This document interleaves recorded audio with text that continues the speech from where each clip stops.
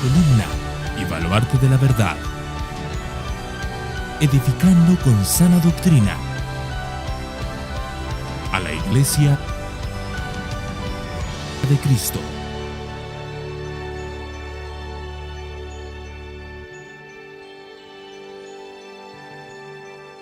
Y ahora sí, hoy entramos en un nuevo libro, el libro de Hebreos.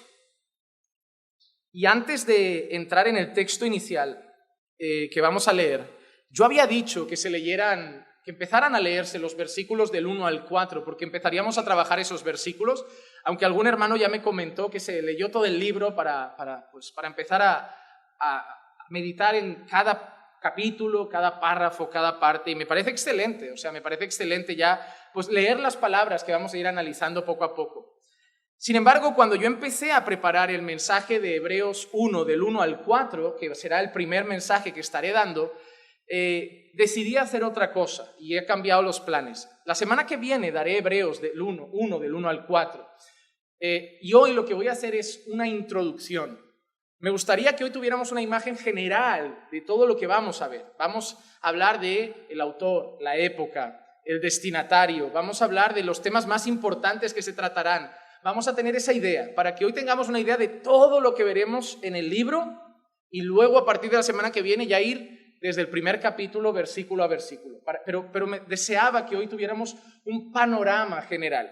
Es como que hoy veremos, a partir del martes vamos a ir como un minero en busca de oro en hebreo. Vamos a ir poquito a poco, desmenuzando cada palabra, cada coma, y hoy vamos a hacer como una vista panorámica, como si nos diéramos un viaje en helicóptero por encima del libro y veremos qué se repite más, qué palabras aparecen más, qué son más importantes, qué se puede destacar más, para que así tengamos una idea del tema, sobre todo que se va a tratar, y ahí luego el martes podamos profundizar un poco. Aún así, vamos a empezar con esa lectura. Hebreos 1, del 1 al 4, empezaremos leyendo este texto.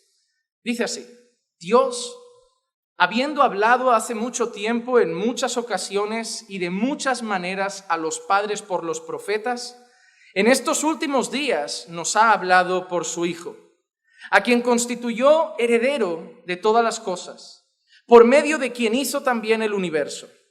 Él es el resplandor de su gloria y la expresión exacta de su naturaleza, y Él sostiene todas las cosas por la palabra de su poder.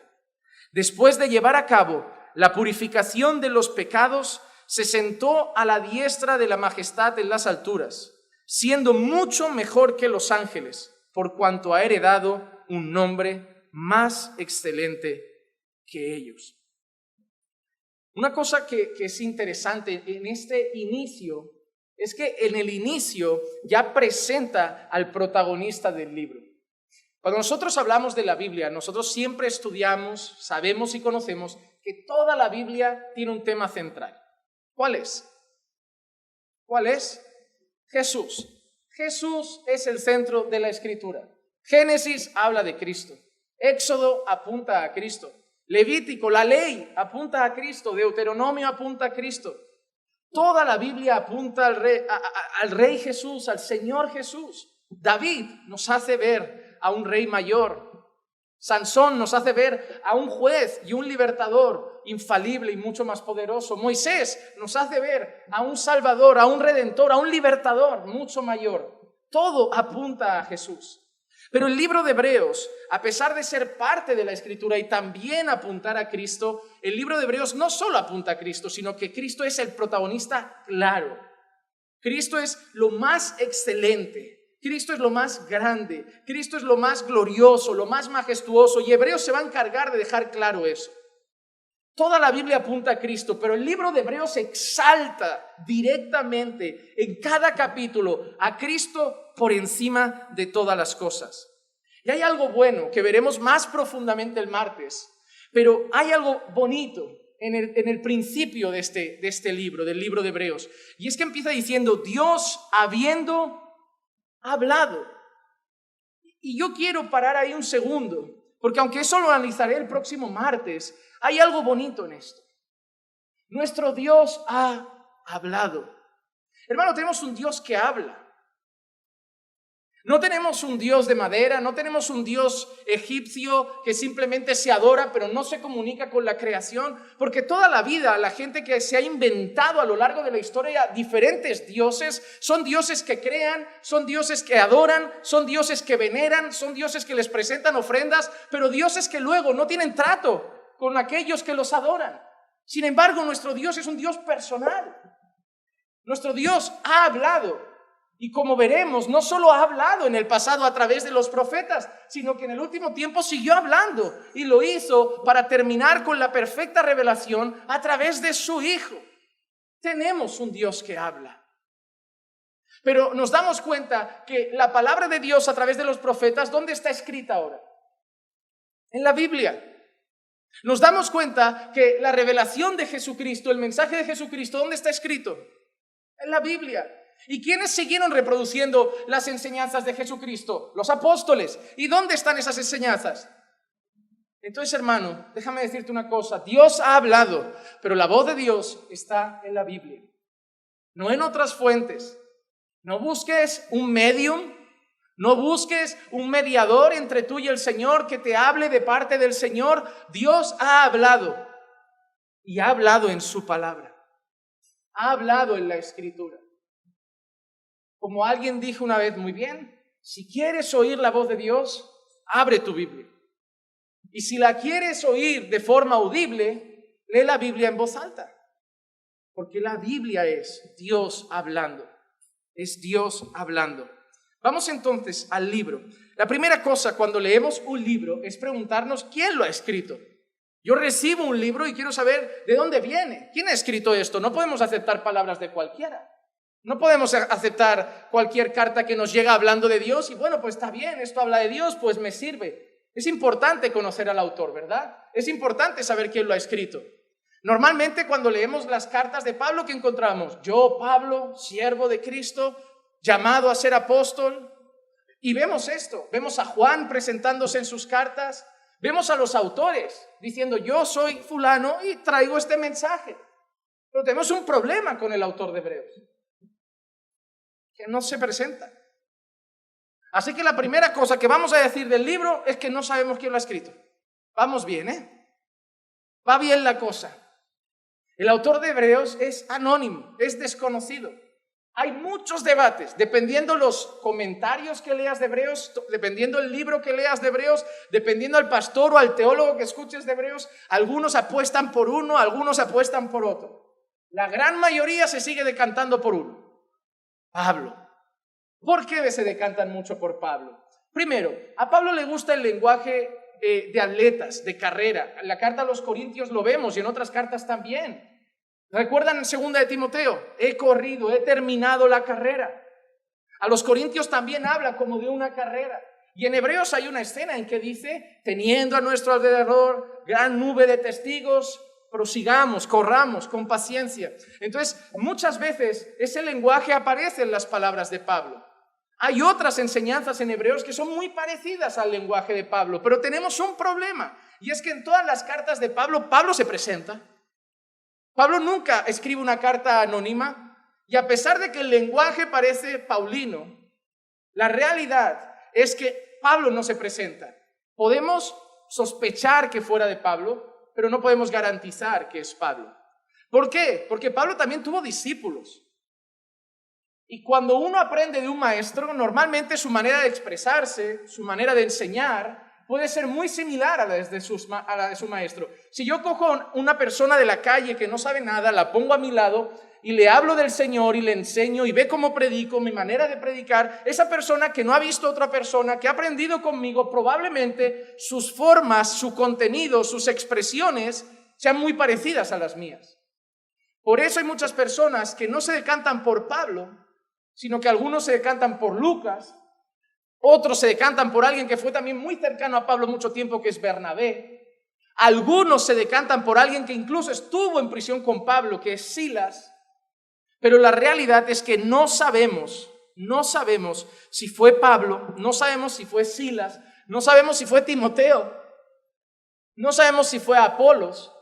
Aunque algunos comentaristas hablan que puede haber sido él. Yo lo descarto, luego diré el por qué. Porque se habla de la carta, en la carta se habla de Timoteo, se hace alusión a Timoteo y se hace alusión como si fuera otra persona. Entonces es dudoso que él mismo escriba haciendo alusión de él en otro término.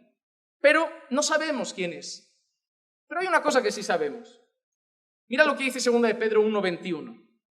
Pues ninguna profecía fue dada jamás por un acto de voluntad humana, sino que hombres, inspirados por el Espíritu Santo, hablaron de parte de Dios. Hay una cosa que sí sé, es palabra de Dios. Hay una cosa que sí sé, ha sido inspirado por el Espíritu Santo. Hay una cosa que sí sé, es parte de los libros que conocemos como el canon bíblico. Libros que consideramos inspirados por el Espíritu Santo. Palabra de Dios. Así que, a pesar de que no sabemos su autor más directo, su autoría humana, sabemos algo. Es palabra de Dios. Es inspirado por el Espíritu Santo. Y por lo tanto, eso nos da la confianza de poder leerlo y recibirlo con seguridad y con fe. Segunda cosa que nos preguntamos cuando leemos un libro. El autor, vamos mal, no lo sabemos. La segunda cosa que me gustaría comentar es la fecha. ¿Cuándo se escribió este libro? Porque probablemente si este libro me lo hubieran dado la semana pasada, igual no le haría mucho caso.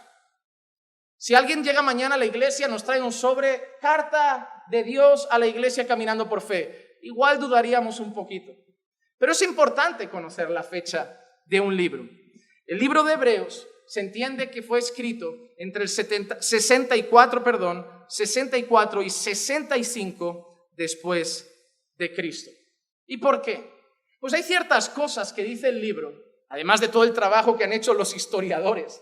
Hay ciertas cosas que el propio libro dice que nos pueden situar en una época en particular. En primer lugar, el libro se centra en un contexto de una persecución cristiana muy intensa. El libro de Hebreos está escrito de una manera que deja claro que los cristianos están siendo muy perseguidos, muy perseguidos. Y es algo interesante. ¿Sabías tú que los enemigos número uno de Roma nunca fueron principalmente los judíos, sino los cristianos? Cuando la iglesia empieza a levantarse, cuando el pueblo de Dios, el pueblo de Cristo, la iglesia del Señor empieza a crecer, los cristianos se vuelven los enemigos número uno de Roma, de los judíos, porque muchos judíos vivían su fe y aparte complacían a Roma, a las normas de Roma, al emperador, le rendían cuentas, menos un grupo que se llamaban celotes, que esas personas eran muy intensas en el sentido de guardar su patria, guardar su fe, guardar su zona, su región, su área, y peleaban con Roma, hacían actos pues casi de terrorismo, intentaban quemar cosas, matar soldados, cuando venía un batallón o venía algún emperador o venía, algún dirigente político, intentaban asaltarlos, matarlos. Era un grupo judío más radical. Pero los judíos normalmente, el Sanedrín y todo este grupo, acababan rindiéndose un poco para tener paz en su fe. Pero los cristianos no se rendían a Nerón, no se rendían al emperador. Por eso no ves muchos judíos en el Coliseo, pero ves cristianos. Ves cristianos. Y había una fuerte persecución. Y es posible que fuera en el tiempo de Nerón, el cual fue el emperador de Roma entre el 13 de octubre del 54 después de Cristo al 9 de junio del 68 después de Cristo. Mira que dice, por ejemplo, Hebreos 13:3. Acordaos de los presos. Si te llama a recordar a los presos, acordarte de los presos, lo hace en un término presente. No acordaos de los que estuvieron presos. Eso está escrito de una manera presente. Acordaos de los que ahora están en la cárcel. Acordaos de los que están ahí, como si estuvierais con ellos, como si estuvierais presos con ellos. ¿Y qué más? Y de los maltratados. Era una expresión que se refería a las personas que sufrían por causa de la fe, latigazos, eran apedreados. Entonces dice, acordaos de los presos, acordaos de los maltratados, puesto que también vosotros estáis en el cuerpo. Así que es un contexto de mucha persecución, gente presa por la fe, gente maltratada por la fe. Otra cosa que sabemos del libro de Hebreos es que Clemente, un hombre muy conocido entre los cristianos, habló y citó el libro de Hebreos en el 95 después de Cristo, por lo tanto ya estaba ahí. Si lo cita en el 95 después de Cristo es que él ya lo conocía, él ya lo había leído, él ya había tenido ese texto en sus manos, por lo tanto es previo al 95 después de Cristo. Como veremos además en otro texto después, hay una cosa interesante y es que Timoteo está vivo en aquel momento. Porque Timoteo veremos en un texto que recién ha sido liberado de la prisión. Y hay otra cosa que nos hace ser más escuetos todavía en la fecha, y es el hecho que los sacrificios hechos por los judíos, los sacrificios de corderos y todos esos sacrificios se dejaron de hacer el año 70 después de Cristo. El año 70 después de Cristo. Quizá alguno de vosotros pensaba que todavía estaban haciendo holocaustos, pero el año 70, o sea, todo lo que veis de holocaustos, sacrificios, ofrendas, un cordero por esto, un cordero por aquello, eso terminó el 70 después de Cristo. Pero mira este texto, Hebreos capítulo 5, versículo 1 al 4. Mira qué dice: porque todo sumo sacerdote tomado de entre los hombres es constituido a favor de los hombres en las cosas que a Dios se refieren, para presentar ofrendas y sacrificios por los pecados. Puede obrar con benignidad para con los ignorantes y extraviados, puesto que él mismo está sujeto a flaquezas, y por esa causa está obligado a ofrecer sacrificios por los pecados, tanto por sí mismo como por el pueblo. Y nadie toma ese honor para sí mismo, sino que lo recibe cuando es llamado por Dios, así como lo fue Aarón. El tono de este texto es presente. Está hablando de alguien que recibe eso de Dios, como lo recibió Aarón. ¿A qué se refiere? Al sacerdocio levítico. Entonces están habiendo sacrificios en aquel momento. Cuando Hebreos se escribe todavía hay un sacerdocio levítico, todavía hay gente que está haciendo sacrificios, porque está escrito como algo que está pasando. Entonces, persecución. Clemente lo cita en el 95. Vamos para atrás, los sacrificios acaban en el 70. Y dicen que habían sacrificios en aquel momento, entonces previo a que se hayan acabado. Pues todos esos datos, la historia de los documentos y todos esos datos apuntan siempre de manera aproximada 64 y 65 después de Cristo. 64 y 65 después de Cristo. Pero ojo, todas las fechas, cuando vayáis a estudiar estas cosas, veréis que pone aprox. Igual que el Antiguo Testamento. Tú puedes encontrar en Google ¿cuándo se escribió Jeremías? Pero todo te pondrá aproximado. ¿Por qué? Porque no pusieron fecha. Tampoco les costaba tanto, ¿no? Podían haber puesto ahí más o menos qué día era, qué tiempo hacía. Hoy es un día nublado de marzo. Pero más o menos esa fecha, 64, 65 después de Cristo. Otra cosa importante, antes de llegar a la siguiente, que es los destinatarios, es el contexto inmediato. El contexto inmediato. ¿Qué se está viviendo en aquel entonces? Primero hemos hablado de una fuerte persecución cristiana. Pero ¿qué hay? En primer lugar, estamos en un contexto de una cultura que aceptaba el judaísmo, pero rechazaba el cristianismo. En ese contexto en el que vivimos, Roma está tranquila con los judíos, porque los judíos no le están suponiendo un problema a Roma. Los judíos no le están diciendo a la gente que nadie se debe doblar ante el emperador. Los judíos no le están diciendo a la gente que solo hay un señor y no es el emperador. Así que los judíos no están teniendo en aquel entonces problemas con Roma. Es más, en aquel entonces judíos se mantenían en el alto cargo porque todos sabían que seguían haciendo negocios con Roma, cediendo a muchas cosas de Roma, teniendo muchos vínculos con Roma. Es en plan, mira, vamos a invadiros, somos un gran ejército, si queréis que nos llevemos bien tenéis que pagarnos tributo y aceptar nuestras normas. Y los líderes judíos tuvieron una decisión, entiendo que por miedo y por buscar la paz en el pueblo, y era someterse al yugo de Roma y no suponerles un problema, porque si no sabían que les cortarían la cabeza. Sin embargo, se levanta un pueblo ahí que le da igual perder la cabeza. Se levanta un pueblo que le da igual no vivir en paz en este mundo. Se levanta un pueblo que le da igual la prisión. Se levanta un pueblo que le da igual los azotes. Se levanta un pueblo que le da igual perder el trabajo. Se levanta un pueblo que le da igual otra cosa, que es el pueblo de Cristo. Y que cuando todo el mundo dice, está bien que adoréis a vuestro Dios, pero rendíos a César, ese pueblo no se postra. Dice, sí, vamos a adorar a nuestro Dios, pero a ninguno más, porque solo Dios es digno de ser adorado. Y empiezan los problemas. Empiezan las espadas en el cuello a decir, niega a Cristo y vive, o muere. Y de ahí empieza el martirio de muchos creyentes. Mira qué texto leeremos también, Hebreos 10, 32 al 34. Pero recordad los días pasados, cuando después de haber sido iluminados soportasteis una gran lucha Mira que soportaban, una gran lucha de padecimientos. Por una parte, siendo hechos un espectáculo, ¿qué eran hechos? ¿Y qué se hacía en el Coliseo? Un circo. ¿Con quién? Con nosotros. Y digo nosotros porque son nuestros hermanos.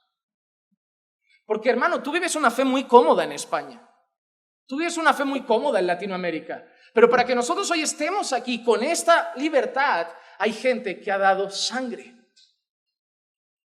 Hay gente que no se ha rendido. Y yo no entiendo cómo nosotros somos capaces de rendirnos hasta ante ideologías de este tiempo, cuando nuestros hermanos no se rindieron ante las espadas de Roma. Y nosotros nos rendimos a la mínima presión del trabajo. Ay, no digo nada, que me miran mal. Esa gente perdió el cuello, hermano. Perdió hijos, perdió maridos, esposas. Pero no se postraban, a no ser que fuera ante el Señor. Fueron hechos un espectáculo público en oprobio y aflicciones. Hermano, cosas que se hacían en el Coliseo, devorados por fieras, habrán visto películas. Soltar a creyentes a correr y soltar a los leones. Es triste ver eso, aunque nosotros las imágenes que veamos sepamos que son películas, lo sentimos como si fuera real. Devorados literalmente, bebés descuartizados por el suelo y su madre viendo cómo un león le muerde la cabeza a un bebé. Otras cosas que se hacían, quemados vivos. Y si no en Roma, antorchas humanas. Se les llenaba de aceite y se les prendía fuego. Y de antorchas por la calle. Tú pasabas por una calle y veías a cristianos arder para iluminar la calle. ¿Qué más cosas? Hervidos vivos. Hervidos vivos. Así como a veces hasta nos duele cuando se echa la langosta o un cangrejo en el agua hirviendo. Imagínate una persona echada a un caldero lleno de agua hirviendo y no poder salir. Todo eso le pasaban. Sacaban a los gladiadores con espadas, con un montón de armas brutas, llenas de clavos y de pinchos, y 4 cristianos en sandalias. Y a correr mientras Roma se reía. Y les iban dando golpes y los mataban para que tú y yo estemos aquí. Y solo por una cosa. Porque les valía más no negar a Cristo que vivir. Daban valor más a ser leales al Señor que a su propia vida, porque habían entendido una cosa: quien no es capaz de dejar madre, padre, esposa, esposo, hijos o hasta su propia vida por causa de mí, no puede ser mi discípulo. Y ellos lo entendieron, porque ellos no recibieron el mensaje de Jesús te ama. Ellos recibieron el mensaje de niégate a ti mismo, toma tu cruz y sigue a Jesús. Ellos sabían que Dios los amaba, pero sabían a lo que entraban cuando decían sí al Señor. ¿Saben por qué mucha gente hoy se bautiza y se desvía, se bautiza y se desvía? Porque no eran creyentes. Porque hoy es fácil ser cristiano. Me emociono, me bautizo. Me he cansado de la fe. Me he cansado. En aquel entonces decir sí creo era cuestión de morir al día siguiente a lo mejor. La gente no jugaba a ser cristiano, porque ser cristiano te podía costar la vida. La gente, eres cristiano, la gente tenía miedo de responder. Ahora dices que sí, ¿y qué? ¿Me vas a tomar qué? ¿Por un creyente loco? Nada más. Allí les costaba la vida, un espectáculo público en oprobios y aflicciones. Y por otra, siendo compañeros de los que eran tratados así, porque tuvisteis compasión de los prisioneros y aceptasteis con gozo el despojo de vuestros bienes. ¿El qué? Les quitaban las cosas. Hermano, ¿ves qué vida era esa? Te levantabas cada mañana sin saber si vivirías todo el día. Salías a la calle sin saber si te asaltaba un soldado, te preguntabas si eras creyente y morías esa tarde. Llegaban a tu casa, sois creyentes, todo fuera, te lo robaban y no podías protestar. Hermano, tu corazón no podía estar ni en la vida, ni en las cosas, ni en el trabajo, ni en el futuro, ni en la casa. Tu corazón solo podía estar en Cristo. Esta carta nos va a dar muchas enseñanzas. sabiendo que tenéis para vosotros mismos una mejor y más duradera posesión. ¿Por qué les daba igual eso?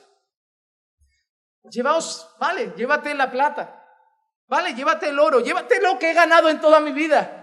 Lo que me espera es mejor. O sea, te estás llevando cosas, pero no te puedes llevar lo que solo Dios me ha dado. Te puedes llevar la gloria eterna. Por eso a ellos les daba igual despojarme de mis bienes, no importa. No me puedes despojar, como dice el autor, de una mejor y más duradera posesión, la gloria eterna en Cristo.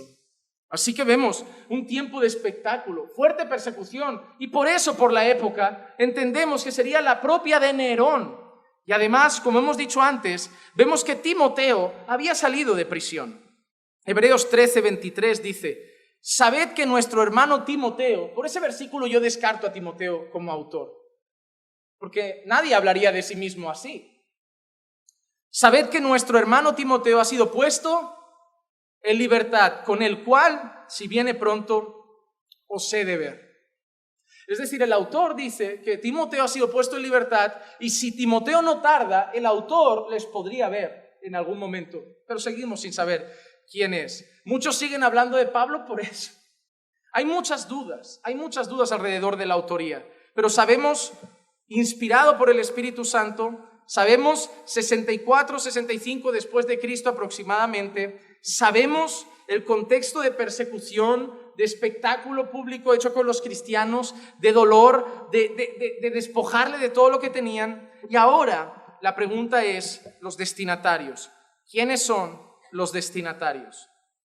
Pues los destinatarios de esta carta pueden ser dos: o un grupo concreto de judíos convertidos a Cristo, o todos los judíos convertidos a Cristo que haya en aquella época.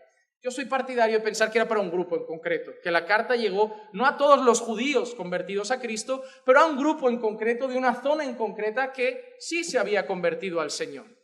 ¿Y por qué? ¿Por qué nosotros vemos eso? Porque todo lo que se escribe en la carta tiene que ver con el proceder judaico, los sacrificios, los pactos, Moisés. Empiezan a aparecer personajes, obras y cosas prácticas que un judío tiene arraigadas en su pasado, y lo que está haciendo esta carta es decirles que Cristo es mayor. Sacrificios, Cristo es el mejor. Moisés, Cristo es mayor. Los ángeles, Cristo es mayor. El antiguo pacto vuestro, el nuevo pacto en Cristo es mejor.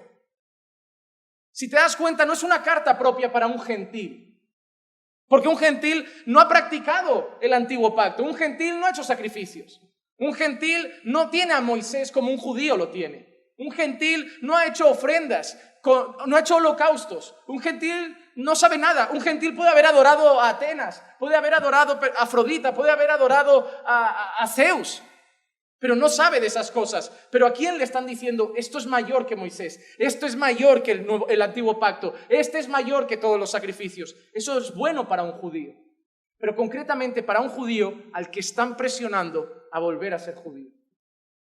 ¿Qué es lo que está pasando ahí? Porque hemos dicho que los judíos no tenían problema con Roma. El grupo judío tenía, el mayor problema que tenía con los que se convertían era que volvieran, como algunos dirían hoy, a las raíces hebreas. Porque hoy hay muchos por ahí que cogen a cristianos que todavía no tienen fundamento en el evangelio y quieren que vuelvan a las raíces hebreas. Hay páginas hasta en internet que se llaman así, volviendo a las raíces hebreas. Y este grupo judío presionaba a judíos que se habían convertido a Cristo a volver al antiguo pacto, a volver a lo antiguo, a volver a los rudimientos de antes, a dejar lo que habían conocido, haciéndoles pensar que lo de antes era lo válido. Y por eso el autor les deja claro que lo que es ahora en Cristo es mucho mayor. Hebreos 10, 19 y 20 dice: entonces, hermanos, puesto que tenemos confianza para entrar al lugar santísimo por la sangre de Jesús, mira que dice, por un camino nuevo y vivo que Él inauguró para nosotros por medio del velo, es decir, para ellos todo eso es importante. entrar a la presencia de Dios. Solo puede entrar el sumo sacerdote. Nosotros no podemos entrar. Solo el sumo sacerdote puede atravesar el velo y ir al lugar santísimo. Ya, pero ahora nosotros tenemos otro camino, un camino en Cristo, en un velo que se rasgó una vez y ya está, el velo de su propia carne. Eso para un judío tiene sentido. Para un gentil que no sabe, ¿qué es el velo para un gentil? ¿Qué es el lugar santísimo para un gentil? No sabe del que estás hablando, pero para un judío es muy importante. Hay un autor que se llama Walter Martin, fue el fundador del Instituto de Investigación Cristiana, que en un tono sarcástico dijo esto del libro de Hebreos. El libro de Hebreos fue escrito por un hebreo para otros hebreos, diciéndoles a los hebreos que dejaran de actuar como hebreos. Interesante. Porque el autor conoce todo lo que tiene que ver con el pueblo hebreo. Probablemente es hebreo. El autor se dirige a un pueblo que conoce lo que es el contexto hebreo y por eso decimos que son judíos que se han convertido a Cristo. Y lo que les están haciendo es que sigan comportándose como antiguos hebreos. Y el autor, que es hebreo, le dice a los destinatarios que son hebreos que dejen de comportarse como los hebreos que han sido toda la vida y que acepten lo nuevo en Cristo. Lo nuevo en Cristo. Y algo que le dolerá mucho escuchar a un judío, lo nuevo y lo mejor en Cristo. Así que ya tenemos autor, ¿qué hemos dicho? ¿Qué hemos dicho? Desconocido, anónimo, fecha. Muy bien. ¿Por qué fechas así? ¿Qué cosas hemos dicho? ¿Qué datos hemos dado? Manos arriba, así voy a saltando a preguntas. Gobernaba Nerón. ¿Qué más? José Miguel. Todavía no habían cesado los sacrificios por cómo estaba ese texto escrito. ¿Y cuándo cesaron los sacrificios? 70 después de Cristo. ¿Quién acaba de salir de prisión? Timoteo. ¿Qué estaba pasando con los cristianos? Bien. Destinatarios. ¿Quiénes eran? ¿Gentiles? Judíos convertidos. Muy bien, hermanos. Vamos ahí. Vamos al siguiente punto. El tema principal de Hebreos. ¿De qué se trata Hebreos? La gran pregunta, ¿de qué se trata? ¿De qué se trata? Y lo podríamos resumir de esta manera: la supremacía y la superioridad de Cristo sobre todas las cosas. ¿Y cómo sabemos esto? Vamos a ver todo lo que vamos a ver. Hebreos 1. Veremos a Cristo como la revelación final de Dios. Como hemos leído, Dios, habiendo hablado de muchas maneras en el pasado a nuestros padres por los profetas, en estos últimos días nos ha hablado a través de su Hijo. En capítulo 1 veremos Cristo como la revelación final de Dios. Pero también veremos en el capítulo 1 Cristo como superior a los ángeles. Hebreos 2, ¿qué veremos en Hebreos 2? A Cristo coronado de gloria y de honor. Maravilloso. Hebreos 3, un personaje muy importante para los judíos. Cristo mayor que Moisés. Cristo superior a Moisés. ¿Y qué era Moisés para un judío, hermano? Era el ejemplo, el gran libertador, el dador de la ley. Y de golpe se presenta a Cristo como alguien que está muy por encima de Moisés. Hebreos 4, veremos dos cosas. La primera, muy importante, Cristo, el reposo de Dios. Porque para un judío el reposo estaba en un día.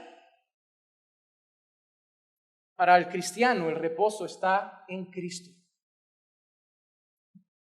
Pero veremos otra cosa, que Cristo es superior a los otros sacerdotes. Porque una de las figuras más importantes para un judío es la de un sumo sacerdote. Porque eran ellos los que hacían los sacrificios por el pueblo. Eran ellos los que intercedían, ¿verdad?, por Dios. Intercedían por el pueblo, ante Dios. Algunos creen que todavía los pastores somos eso. Cuando vienen, pastor, habla con Dios.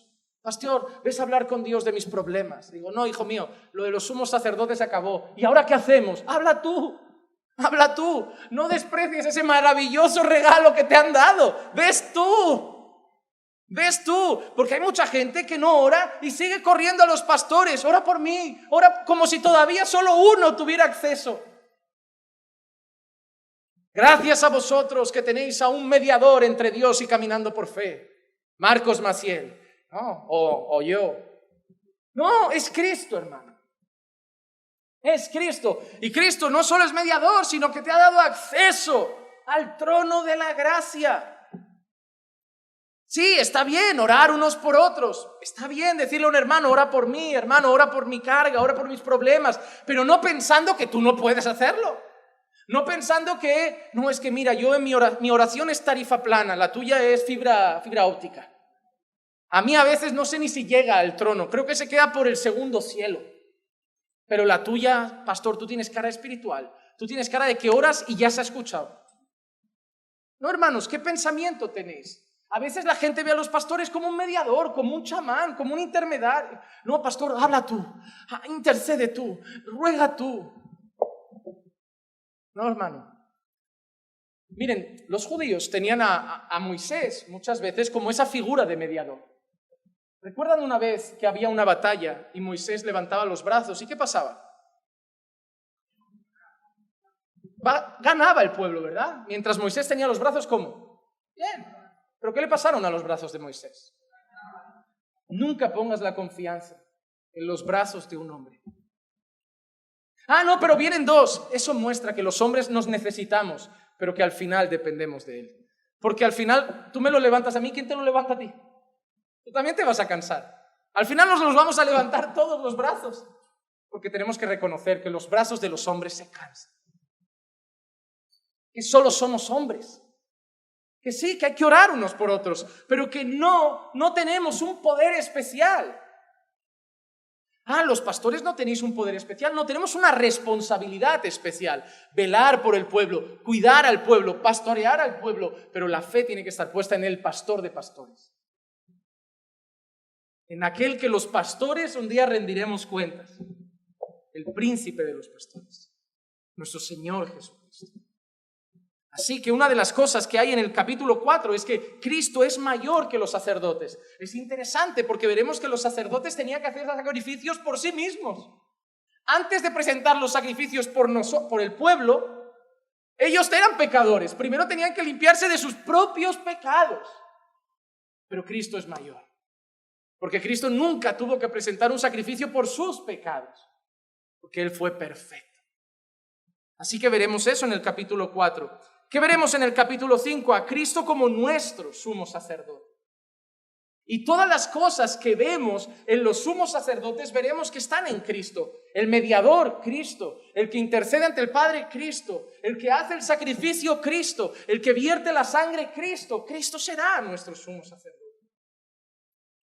En Hebreos capítulo 7 veremos un personaje muy curioso. Cristo y Melquisedec. El gran hombre que hasta hoy nadie sabe quién es. Es tan anónimo casi el autor como Melquisedec. Pero es interesante, Melquisedec es la persona que suelen utilizar para seguir dando el diezmo hoy. Porque así como un gran hombre de Dios le dio los diezmos a Melquisedec, dicen, Melquisedec representa a Cristo. Eso significa que nosotros debemos darle los diezmos también a Cristo. Y no digo que no, veremos que Melquisedec apunta a Cristo. Otros dicen directamente que Melquisedec era una personificación de Cristo. Pero la realidad es que eso no sirve para los diezmos. Porque si leeremos el texto, los diezmos que le dio fue de un botín de guerra, no cada mes. Hubo una guerra, hubo un botín y le dio una parte del botín. No le digo cada mes el botín de una guerra. Así que está muy cogido con pinzas eso para lo del diezmo. Muy cogido con pinzas. Pero veremos a Cristo y Melquisedec. En Hebreos 8 veremos Cristo como el sumo sacerdote del santuario celestial. Eso también es algo muy importante. Porque para los judíos el santuario era una figura terrenal. Y veremos eso, un santuario terrenal, pero un santuario donde hay un sacerdote mayor. Un santuario celestial. En Hebreos 8 veremos a Cristo como mediador de un mejor pacto. Mejor pacto. Porque nosotros entendemos que solo hay dos. El antiguo pacto y el nuevo pacto en Cristo. Y que ese nuevo pacto no solo es nuevo, sino que es mejor. Afirmado, como dice, en mejores promesas, en mejores promesas. En Hebreos 9 veremos dos cosas para mí importantes. La primera, la sangre de Cristo para el nuevo pacto. Veremos que ese nuevo pacto solo se sella con una cosa, la sangre de Cristo. Y aprovecharemos para apuntar al texto que este domingo leeremos en el culto, que toca Cena del Señor. Tomando el cáliz, dijo: esta es mi sangre. ¿Qué era esa sangre? La copa del nuevo pacto, el sello del nuevo pacto. Su sangre era el sello del nuevo pacto. ¿Y qué veremos también en Hebreos 9? Cristo como el sacrificio definitivo. Tienes nombre de película, ¿eh? El sacrificio definitivo. Pero es así, porque ¿qué pasaba con los sacrificios por los pecados? ¿Cada cuánto se tenían que hacer? Y si Cristo no hubiera venido, se deberían seguir haciendo. Porque la gente hacía el sacrificio, calmaba la ira de Dios, se daba la vuelta y ¡ay! ¿Queda cordero? Es que era así. ¿Te imaginas hacer un sacrificio por tus pecados, llegar a casa a tu mujer? ¿Te has lavado los pies antes de entrar, que los traes llenos de polvo de la tierra del desierto? ¡Ay, mujer! ¡Ay, otra vez para allá! Dame otro cordero, dame otro cordero. Si los de Greenpeace hubieran existido en aquel tiempo, se estarían volviendo locos. Pero era así, no servía de nada, hermano. Calmaba la ira de Dios, pero al momento, otra vez, otro. ¿Por qué? Porque no cambiaba el corazón. No cambiaba el corazón. El hombre solo seguía el protocolo. Solo seguía el protocolo. Si al hombre le dijeras que si viene el domingo al culto satisface la ira de Dios y así calma la ira de Dios, la gente, aunque no fuera creyente, vendría el domingo por precaución. Pero luego seguiría viviendo a su manera. Pero vendrían todos los domingos. Y hay mucha gente que lo hace así. Hay mucha gente que no habla con Dios, no ora a Dios, no busca a Dios, pero el domingo viene al culto porque su conciencia se queda tranquila, en plan, es mi sacrificio. Creen que llegarán el día en que estarán delante de Dios y le dirán, pero yo el domingo iba. Pero eso no salva. Eso no salva. Así que Cristo se presentará en el capítulo 9 como el sacrificio definitivo. Un sacrificio que se hizo una vez y para siempre. En Hebreos 10 veremos a Cristo como mayor que la ley, pero concretamente para una cosa, para quitar los pecados. ¿Por qué? Porque la ley era perfecta, ¿verdad? El mandamiento es bueno, es santo, es justo, pero el problema nunca estuvo en la ley. La ley del Señor es mala. Déjame decirte una cosa, la ley del Señor se puede cumplir. ¿Qué dirían? Que levante la mano el que diga si la ley de Dios se puede cumplir. El que diga que sí, que levante la mano. El que diga que no, que levante la mano. Déjame hacerte una pregunta. ¿Dios da algo que no puede cumplirse? Tiene sentido. ¿Cómo Dios te va a dar algo que sabe que tú no puedes cumplir? La ley es cumplible si nosotros no fuéramos pecadores. El problema no es la ley. La ley una persona santa la puede cumplir. La ley la cumplió Cristo, hermanos. ¿Cómo no se va a poder cumplir la ley? Y no la cumplió siendo Dios. La cumplió siendo totalmente Dios y hombre, para que viéramos que un hombre también podía cumplir la ley. Pero nosotros somos pecadores, Él no. Cuando te pregunten si la ley se puede cumplir, la respuesta es sí, porque si no, ¿qué hizo Cristo? El problema no está en la ley, el problema está en nosotros. Y la ley era para muchos como un cerco, como una prisión de normas. Pero cuando le abres la puerta al prisionero, vuelve a matar. ¿Sabían que la iglesia para muchos es una cárcel? Que la gente está enfadada en la iglesia. No soporta venir a la iglesia, no soporta la predicación, porque en el fondo la iglesia para ellos es una carga, es una cárcel. Me hacen sentir pecador, me hacen sentir mal, me prohíben vivirlo como me da. Y cuando le dices, oye, haz lo que quieras, te pueden decir, en el mundo se está mejor, en el mundo no te juzgan. ¡Claro! Si pecas como el mundo feliz. Dile al mundo que anda mal, ya verás si no te juzgan. Dile al mundo que peca, ya verás si no te juzgan. Dile al mundo que están torcidos, que están yéndose al infierno, que van condenados, que su juicio está mal ante los ojos de Dios. Dile al mundo y verás si no te juzgan.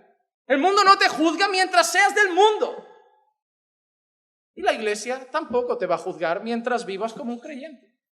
Pero si no, la iglesia va a denunciar tu pecado. Claro que sí. La diferencia es que el mundo solo te juzgará buscando que seas como ellos, y la iglesia te denunciará el pecado buscando que agrades a Dios. Pero la realidad, hermanos, la realidad es que las normas no cambian a la gente. Porque hay hermanas que en el culto se ponen falda y luego salen en otro ambiente y se ponen short.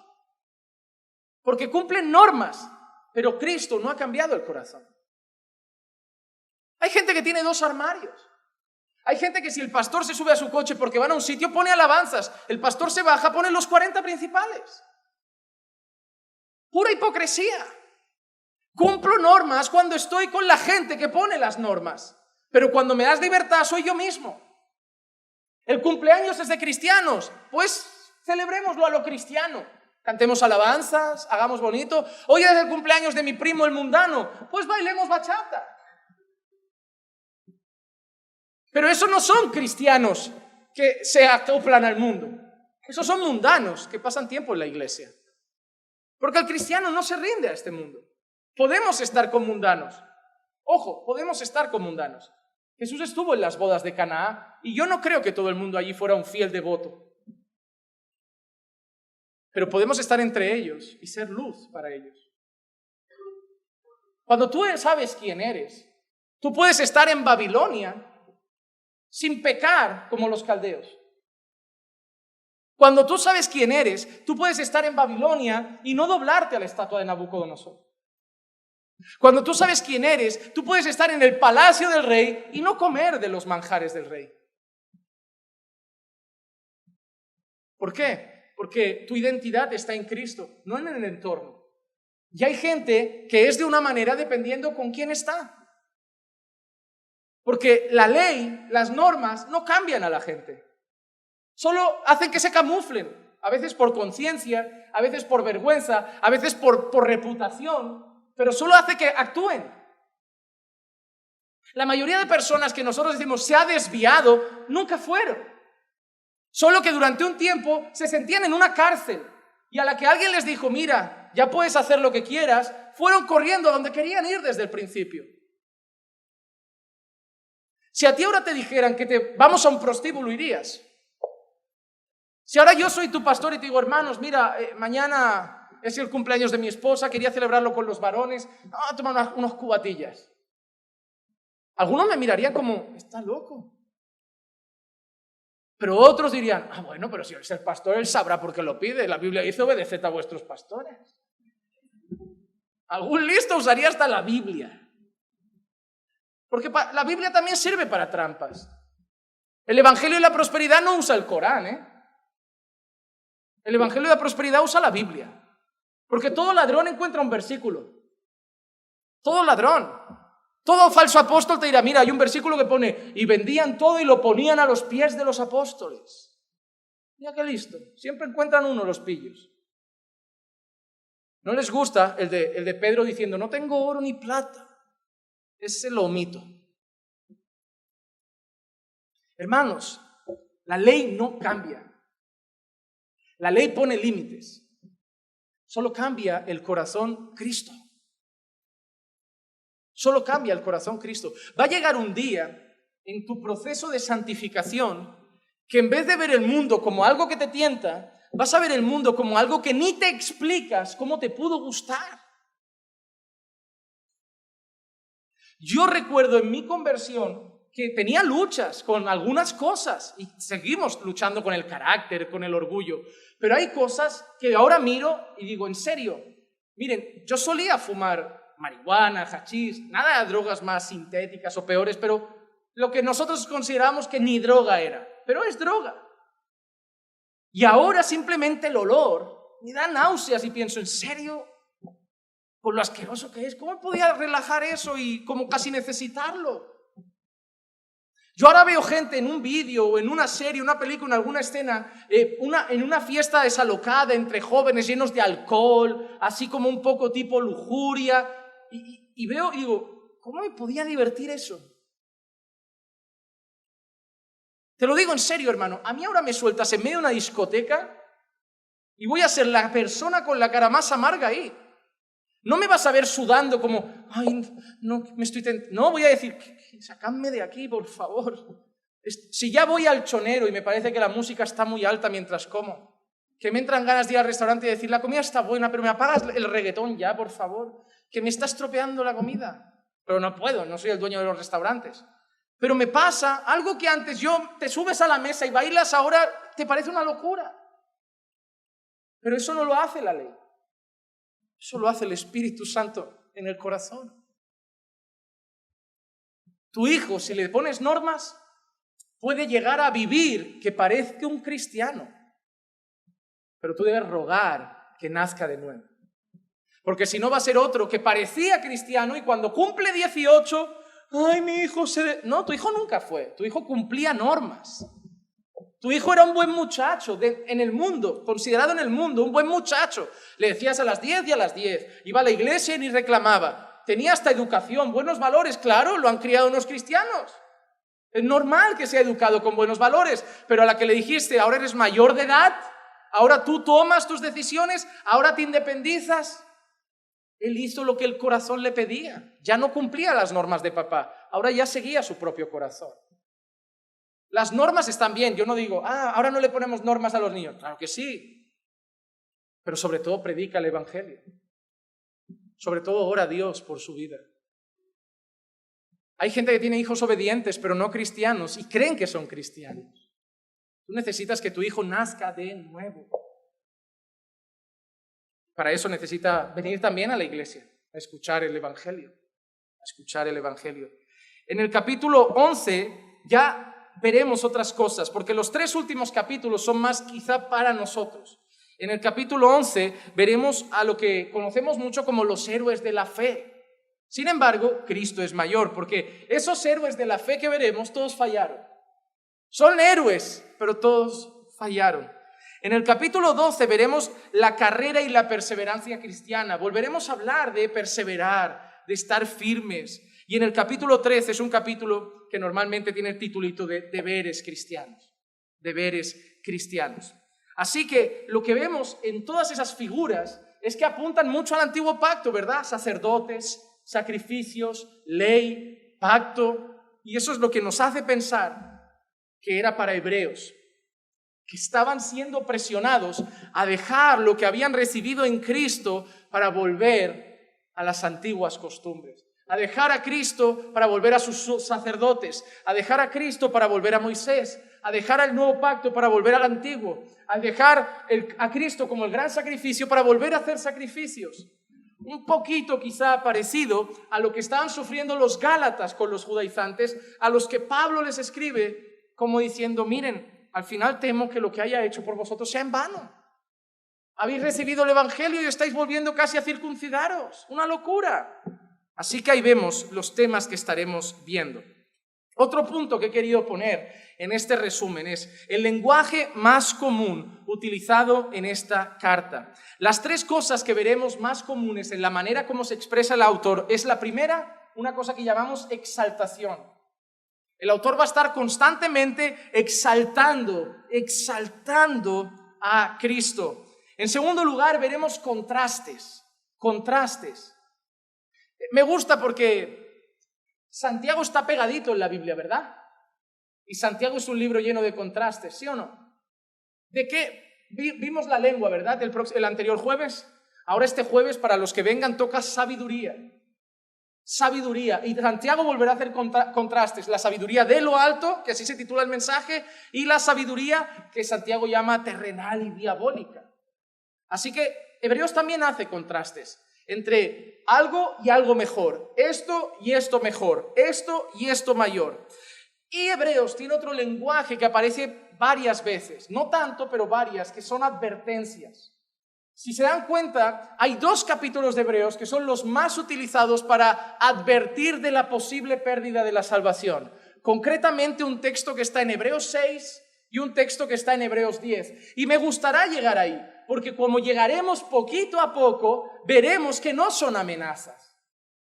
Y podremos entenderlo bien y explicarlo de una manera correcta. Lo que debemos hacer más en esos textos, sobre todo, será preguntarnos si lo que describe esos textos son gente que ha nacido de nuevo o gente que solo ha tenido experiencias con la religión. Hay una cosa interesante. Muchos llaman a Hebreos, lo llaman carta, algunos lo llaman epístola, pero normalmente esto se usaba cuando iba para una iglesia en concreto. Pero casualmente, Hebreos, muchos teólogos consideran que no se debería llamar carta, ni se debería llamar epístola. Muchos teólogos creen que Hebreos es más un sermón. Es el mensaje de un pastor diciéndole a la congregación que sirva a Cristo Jesús y lo adore. Porque veremos que es un mensaje muy pastoral. Apunta a Cristo, pero también te llama a vivir una vida de santidad, te llama a cuidarte, te llama a buscar al Señor, te llama a luchar con el pecado, te llama a perseverar. Así que es más un sermón que otra cosa.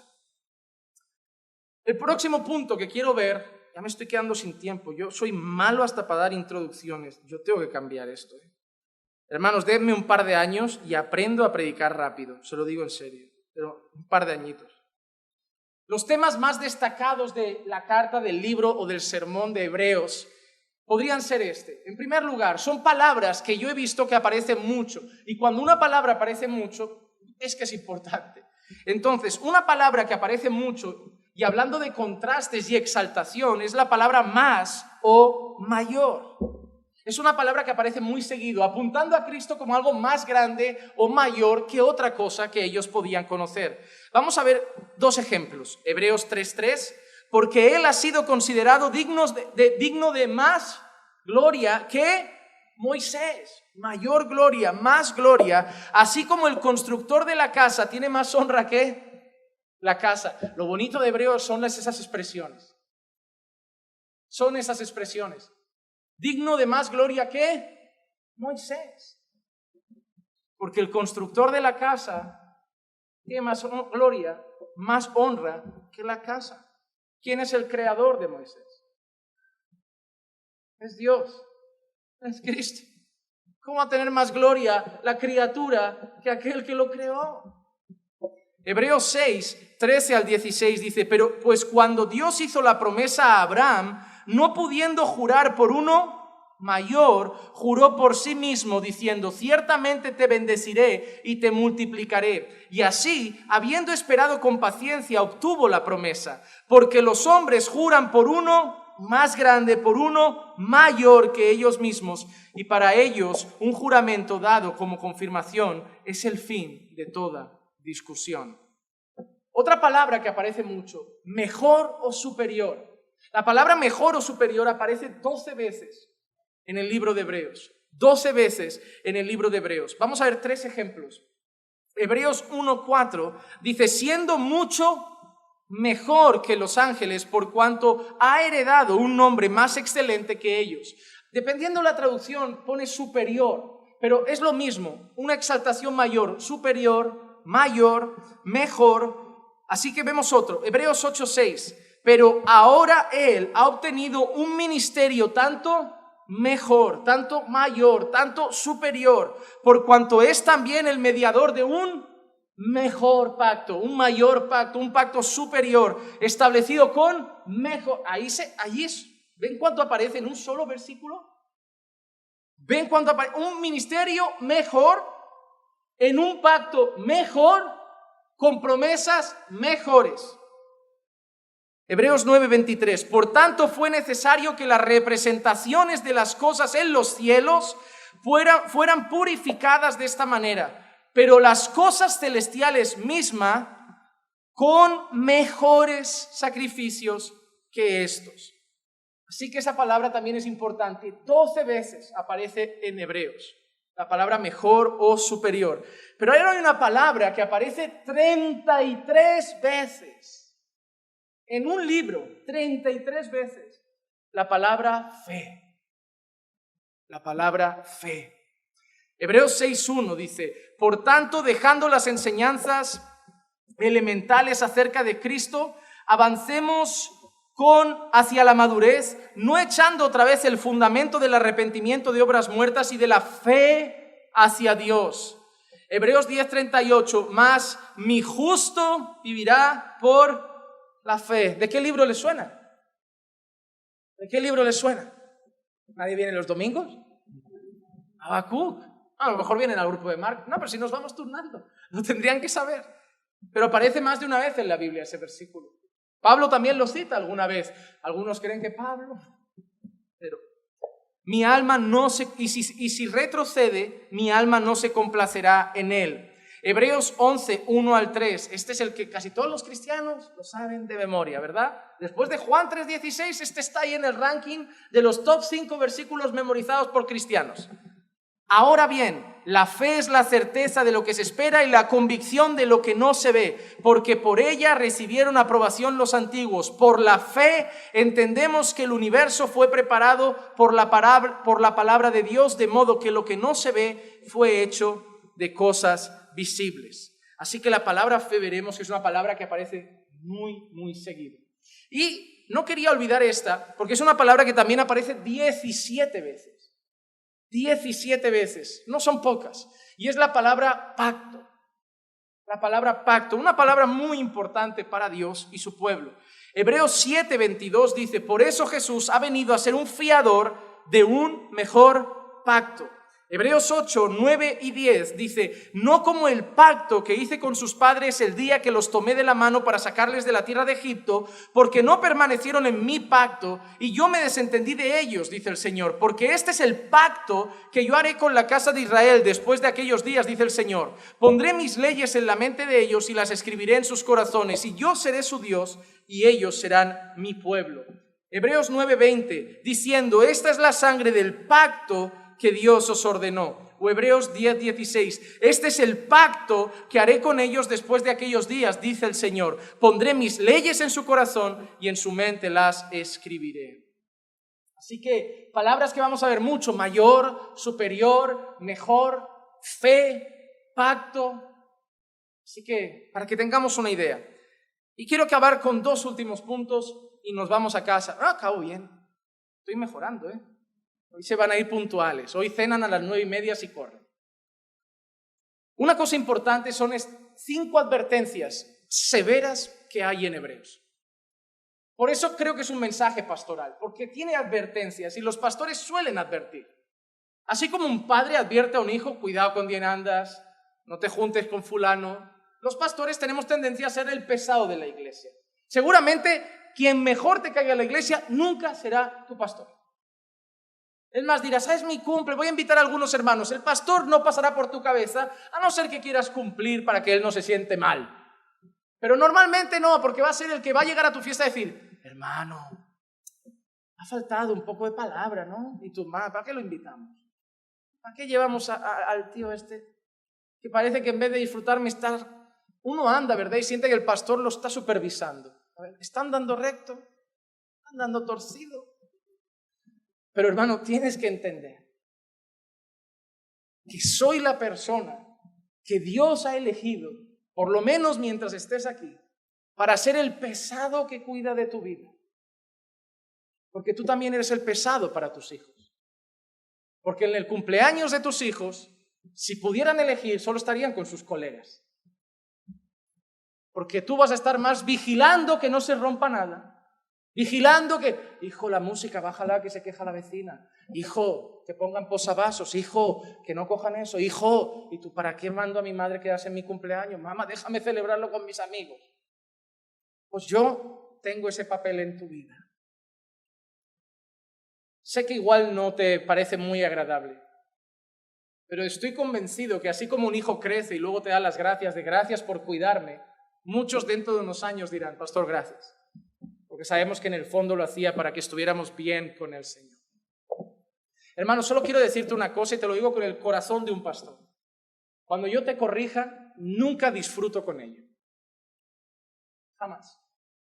La parte más amarga de mi ministerio es corregiros, porque a nadie le sienta bien. Y a mí no me gusta hacerlo. Pero me toca esa parte amarga porque tengo que cuidar tu vida. Me tocará darte una palmadita cuando te asciendan en el trabajo, una palmadita cuando acabes la carrera, pero también me tocará corregirte cuando algo no esté bien. Pero todo tienes que entender algo. Cuando tu pastor te llame la atención es porque ama tu alma y porque quiere lo mejor para tu vida. Nunca voy a perder mi tiempo para amargarte el día. Nuestro tiempo es poco, hermano. Y si dedico 5 minutos para corregirte es porque creo que es por tu bien. Pues si no, me pondría una película. Volvamos a las advertencias. 5 advertencias importantes. En Hebreos 2 hay una advertencia contra los que se desvían y descuidan a Dios. Contra los que se olvidan de Dios y van dejando a Dios de lado. En Hebreos 3 y 4 veremos otra advertencia, en este caso contra la incredulidad, contra la gente que no cree, que no pone su fe. En Hebreos 5 y 6 veremos otra advertencia, y en este caso una que será buena aquí, porque es normal que siempre haya gente con ese problema, y es una advertencia contra la inmadurez espiritual. Hermano, tu deseo no solo es ser creyente y conocer un poco de Dios, nuestro deseo es que madures en la fe. Hay gente que es cristiana y como no está madurando en la fe, sigue cometiendo errores de recién convertido. Porque de un recién convertido tú esperas una palabra mal dicha, una decisión tonta, porque dices, ¿y cómo nos miramos y nos decimos? Es nuevo, hay que tener paciencia. Pero ¿qué esperamos del creyente? Madurez en sus decisiones, madurez en su obrar, madurez en su actuar, madurez en muchas cosas que vamos madurando en el Señor.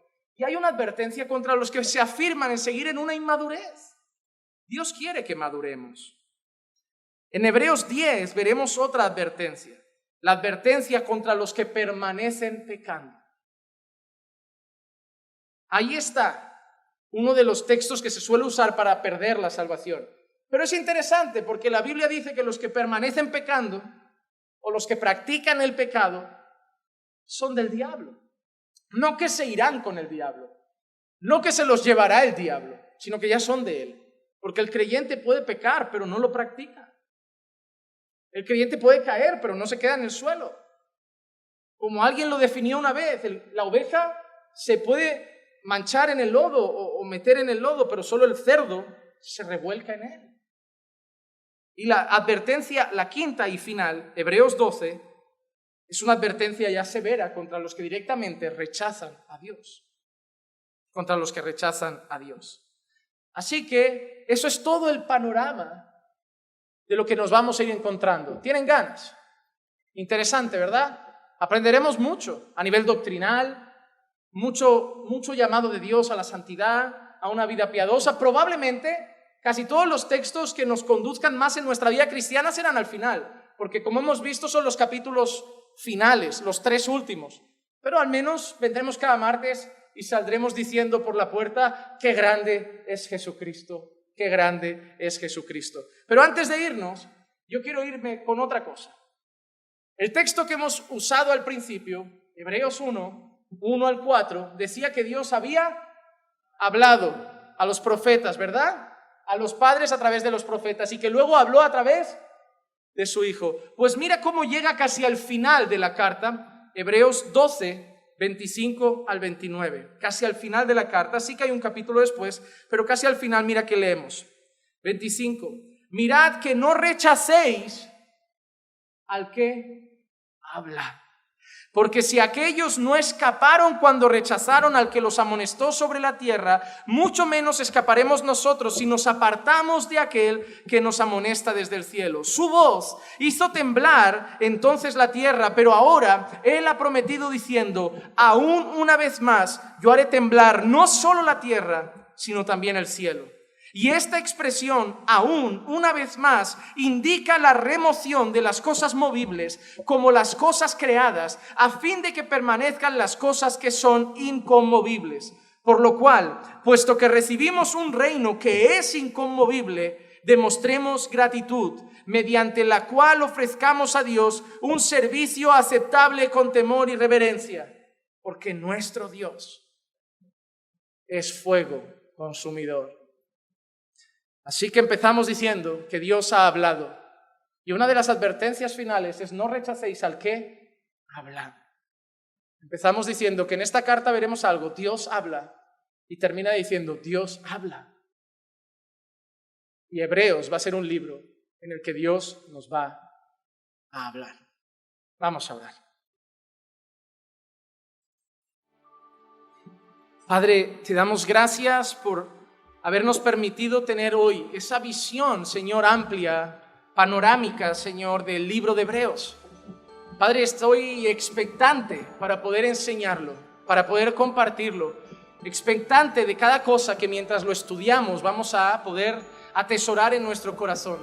Señor, creo y te pido que después de esta enseñanza de Hebreos, después de cuando lleguemos al final de este libro, después de todos los meses que tengamos por delante, podamos salir todavía más enamorados de Cristo, viendo más su grandeza, más su poder, más su perfección, más su gloria, y que podamos seguir siendo mayores adoradores, mejores adoradores.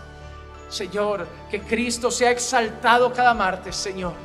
Que Cristo sea glorificado cada martes en estos estudios, Señor, como lo intentamos hacer todos los días de nuestra vida. Padre, entregamos el resto del estudio que vendrá en tus manos y te pedimos que nos hables cada semana a través de esta enseñanza, así como espero, Señor, que nos hayas hablado ya hoy a través de esta introducción. Llévanos con bien a nuestras casas. Acompáñanos a nuestros hogares, bendice nuestro camino de vuelta junto a nuestras familias, llévanos en paz y danos una noche de descanso en tu presencia. Descansemos esta noche, Señor, que podamos descansar sabiendo que ninguna preocupación nos debe robar la paz, porque tú estás en el trono, aquel que es mayor que todas las cosas. Gracias, Padre, por todo, en el nombre de Jesús.